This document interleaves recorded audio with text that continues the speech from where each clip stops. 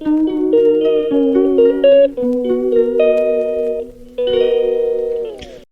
ulama hadits adalah tokoh-tokoh agama yang menempati posisi khusus dalam umat ini. Kedudukan mereka di mata umat begitu mulia dan agung, mengingat jasa dan peranan mereka yang begitu besar dalam menjaga kemurnian syariat Islam. Inilah keistimewaan ulama hadits dibandingkan ulama dari disiplin ilmu lainnya. Merekalah para pembawa panji sunnah Nabi, yang merupakan sumber ilmu kedua setelah Al-Quran. Sunnah Rasulullah merupakan muara yang padanya setiap cabang ilmu agama akan kembali. Tidak ada satu ulama pun dari berbagai disiplin ilmu agama, yang tidak membutuhkan penjelasan mereka tentang sunnah Rasulullah. Di antara ulama pewaris ilmu Rasulullah tersebut adalah Al-Imam Al-Bukhari. Beliau terhitung sebagai ulama ahlul hadits jajaran terdepan yang hidup pada kurun ketiga Hijriyah.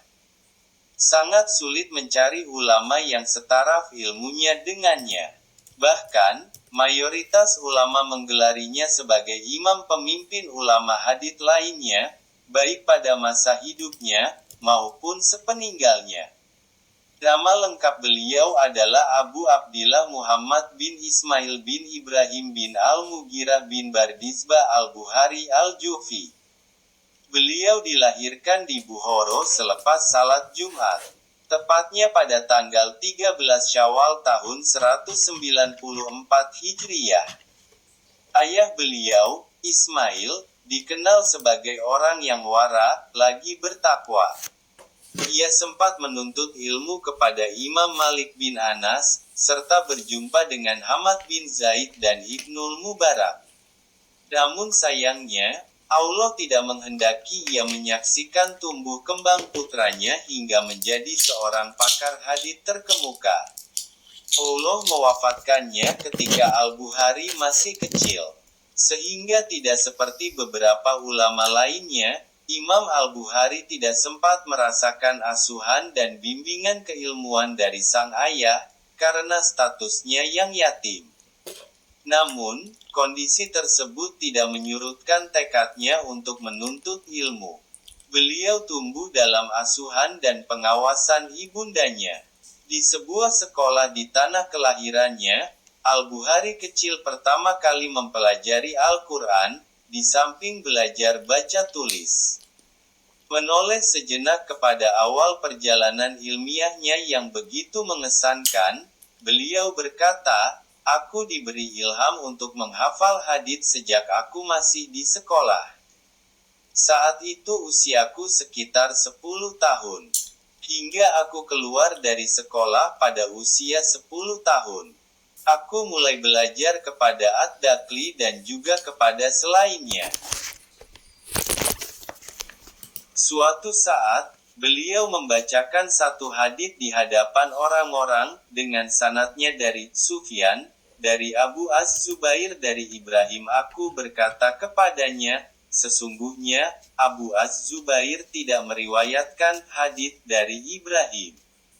Namun, ia menghardikku. Lantas aku katakan kepadanya, telitilah kembali kepada asalnya.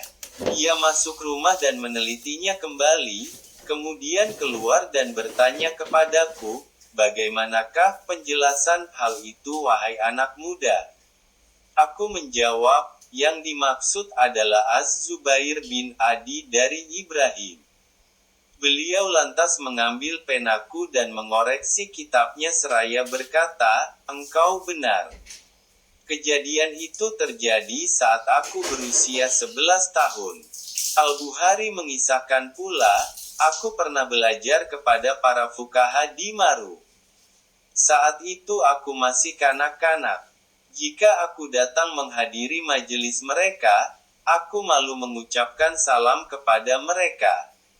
Salah seorang di antara mereka bertanya kepadaku, "Berapa banyak hadits yang telah kau tulis hari ini?" Aku menjawab, 2 hadits, dan aku ingin menulis 2 hadits lagi. Orang-orang yang hadir di majelis itu menertawakanku. Lalu berkatalah salah seorang syaikh di antara mereka, "Janganlah kalian menertawakannya, bisa jadi suatu saat justru dia yang menertawakan kalian."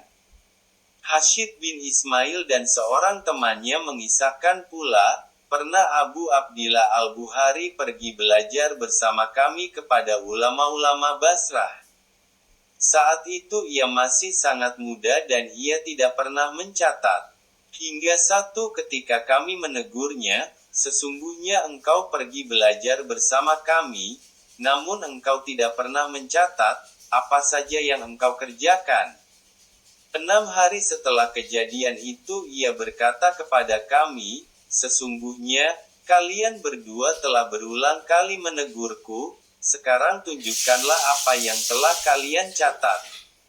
Kami pun menunjukkan catatan kami kepadanya, dan ia justru menambahkan 15.000 hadits lagi pada catatan kami, kemudian membacakan seluruh hadis-hadis tersebut dengan hafalannya.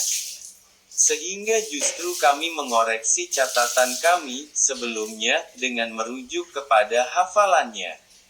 Ia berkata kepada kami, "Apakah menurut kalian aku pergi untuk sesuatu yang sia-sia dan aku menyia-nyiakan hari-hariku?" Kami pun tersadar, tidak ada seorang pun yang mampu mengunggulinya. Tentang kehebatan daya hafalnya ini, 10 ulama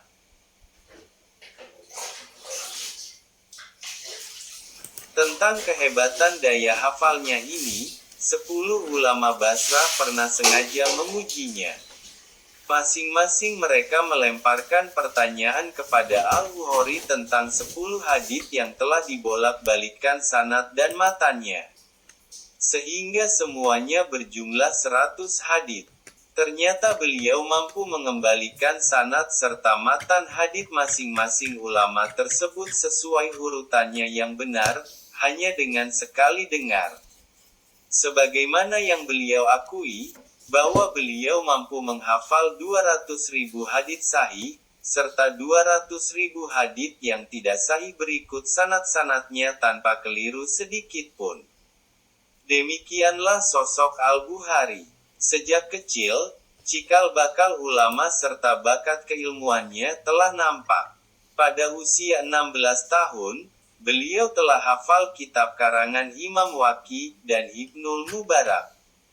Kemudian menginjak usia 17 tahun, beliau telah dipercaya oleh salah seorang gurunya, Muhammad bin Salam al-Baikandi, untuk mengoreksi karangan-karangannya. Pada usia yang sama, beliau telah menjadi sumber rujukan hadits bagi tokoh-tokoh agama di Basrah. Tentunya semua itu tidak beliau peroleh dengan berpangku tangan dan usaha yang sedikit. Selain menimba ilmu dari para ulama di tanah kelahirannya, beliau juga berulang kali mengembara ke negeri orang untuk memperbanyak perbendaharaan riwayat hadits, di samping untuk bertemu langsung dengan sanad hadits dan menimba ilmu dari ulama di setiap daerah yang ia kunjungi. Di antaranya adalah Khurasan, Balkah, Naisabur, Irak, Baghdad, Basrah, Kufah, dan Al-Jazirah, Sungai Efrat dan Al-Furat. Ketika ia menunaikan haji bersama ibu dan saudaranya, beliau juga memanfaat momen tersebut untuk menimba ilmu dari ulama Hijaz. Selama 6 tahun lamanya, beliau hilir mudik menuntut ilmu di tanah haram dan daerah sekitarnya. Di sela-sela keberadaannya di tanah haram, beliau mengarang kitab tarikhnya At-Tarikh Al-Kabir di sisi kubur Nabi. Ketika itu umur beliau baru 18 tahun. Lalu beliau berpindah ke Mesir, untuk kemudian kembali ke Bukhara. Beliau memanfaatkan kesempatan di sela-sela perjalanannya menuju kampung halamannya dengan menimba ilmu dari ulama daerah yang ia lewati, seperti Syam dan Irak. Hingga tidak mengherankan jika bilangan guru beliau mencapai 1080 orang. Di antara ulama yang pernah mengajar beliau adalah Abdullah bin Muhammad al-Musnadi, Maki bin Ibrahim, Muhammad bin Salam al-Baikandi, Abdullah bin Yusuf, Muhammad bin Yusuf al-Firyabi, Abu Nuaim al-Fadl, Muhammad bin al-Bashar Bundar, Abu Ashim ad-Dahak, Abdullah bin Az-Zubair al-Humaidi, Muhammad bin Yahya az-Zuhli dan masih banyak lagi. Perhatiannya yang sangat besar terhadap hadits Nabi, ditunjang dengan inteligensi dan daya ingat yang luar biasa, serta pemahaman beliau yang begitu mendalam tentang makna serta kandungan hadits berikut ilat-ilatnya, menjadikan beliau seorang pakar hadits terkemuka sepanjang sejarah. Kelebihan-kelebihan yang melekat pada pribadi beliau ini begitu menarik minat para penuntut ilmu untuk senantiasa menghadiri majelisnya. Di antara murid-murid beliau yang kemudian juga lahir sebagai ulama hadits terkemuka adalah Muslim bin al-Hajjaj, pengarang Sahih Muslim. Juga Abu Isa at-Tirmidzi, Muhammad bin Yusuf al-Firabri, Ibrahim ibnu Makol, Hamad bin Syakir, Ibnu Huzaimah, Yahya bin Muhammad Samit, dan Ibnu Abi ad-Dunya. Kedalaman dan keluasan ilmu beliau juga terefleksi dalam perilakunya sehari-hari. Beliau adalah teladan dalam ibadah. Selalu larut dalam kegiatan keilmuan. Juga masyhur sebagai ulama berbudi pekerti luhur, sangat wara, lagi pemaaf, tidak suka menyibukkan diri dengan hal-hal duniawi. Beliau begitu teliti dan hati-hati dalam bicara. Sampai dalam masalah jar dan ta'dil seorang rawi yang menurutnya lemah, beliau tetap memilih kata-kata lembut semisal munkarul hadits, fi hadisihi nazar, atau sakatuo anhu. Sangat jarang beliau menggunakan ungkapan-ungkapan terlalu keras semisal rawi itu seorang pendusta atau pemalsu hadits. Beliau berkata, "Aku berharap menjumpai Allah, dan ia tidak menghukumku karena aku menggibah seseorang." Inilah puncak kehati-hatian beliau dalam bersikap. Demikian juga yang beliau lakukan ketika mengarang karya emasnya berjudul Al-Jami Al-Musnad Sahih min Hadisi Rasulullah wa Sunanihi wa Ayamihi yang lebih dikenal dengan nama Sahih Bukhari. Tidaklah beliau memasukkan satu hadits dalam karyanya tersebut, kecuali beliau telah teliti sanadnya. Kemudian beliau salat 2 rakaat setiap kali hendak mencantumkan hadits yang telah lulus seleksinya. Di samping itu, masih banyak karya beliau yang menjadi saksi keluasan ilmu dan keikhlasan beliau, di antaranya At-Tarikh Al-Awsat, Al-Adabul Mufrad, Ad-Du'afa Al-Kabir, Ad-Du'afa Sagir, At-Tafsir Al-Kabir, Akawilu Sahabah. Patutlah beliau mendapat banyak pujian dari banyak ulama. Imam Ahmad bin Hambal berkomentar tentangnya, "Tidak ada seorang pun yang mengunjungi kami dari Khurasan yang semisal dengan Muhammad bin Ismail."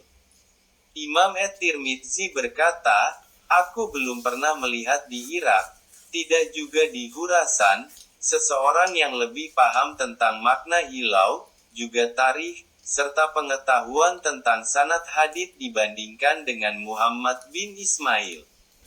Ibnu Huzaimah berkata, "Aku belum pernah menjumpai di bawah langit ini, seseorang yang lebih paham dan lebih hafal terhadap hadits Nabi daripada Muhammad bin Ismail."